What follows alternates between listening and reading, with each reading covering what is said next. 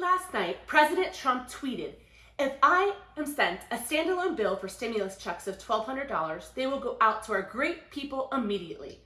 I'm ready to sign them right now. Are you listening, Nancy?"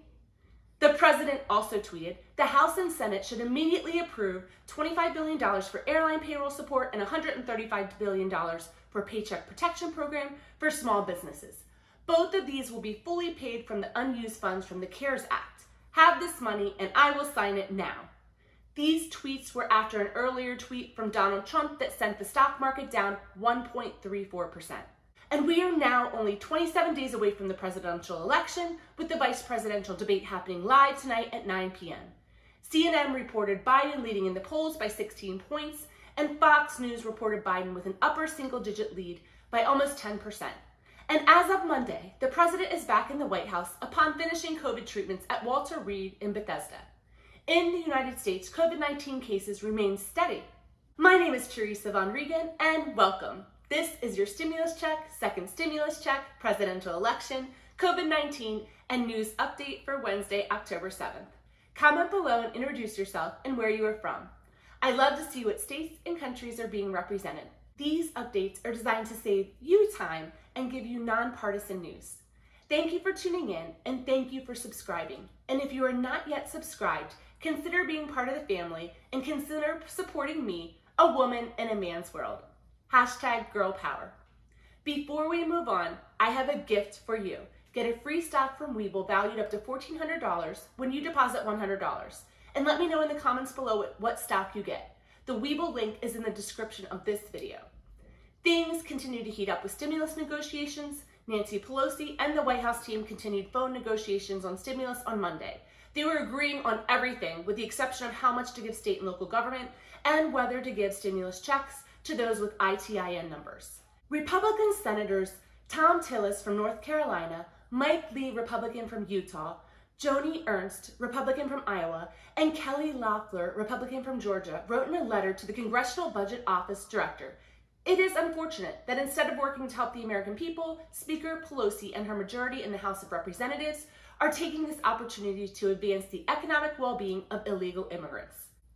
ITIN stands for Individual Taxpayer ID Number, and many ITIN holders live in the United States legally, but many are here illegally. And if stimulus goes to the ITIN holders, it's going to go to the legally paying taxes and the illegal. So if you go by Social Security number, which is what the Republicans want to do, you exclude the legal paying ITIN holders as well as the illegal ITIN holders. To learn the biggest difference in the two most recent stimulus bills, check out this video.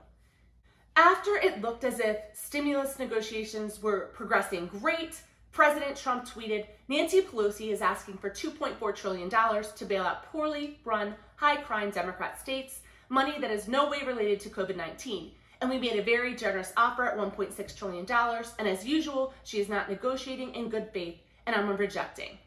President Trump also tweeted, "Request and looking to the future of our country, I have instructed my representatives to stop negotiating until after the election, when immediately after I win, we will pass a major stimulus bill that focuses on hardworking Americans and small businesses. I have asked Mitch McConnell not to delay, but to instead focus full-time on approving my outstanding nominee to the United States Supreme Court, Amy Coney Barrett. Our economy is doing very well. The stock market is at record levels, jobs, and unemployment.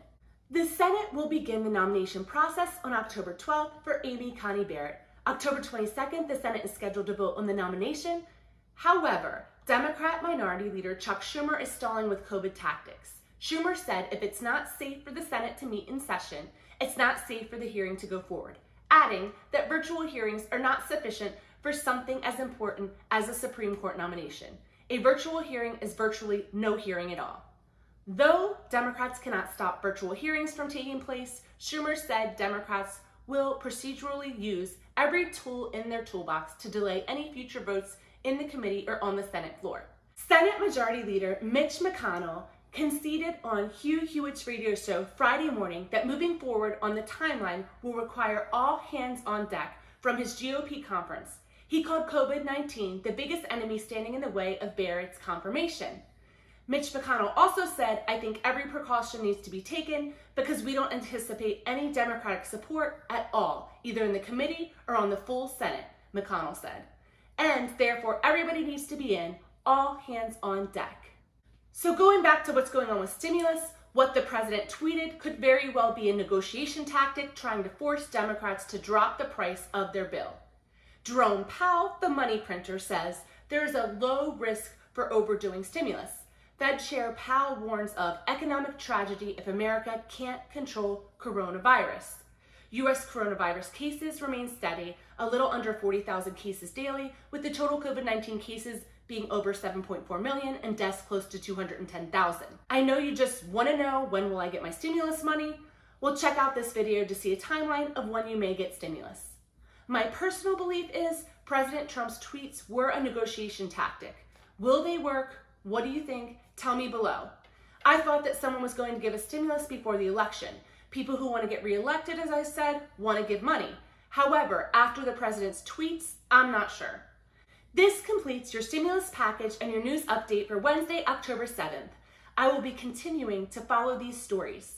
More to come this week. Please tune in. And if you want streamlined, nonpartisan news that saves you time, don't forget to like, smash that subscribe, #GirlPower. Bye for now, fam.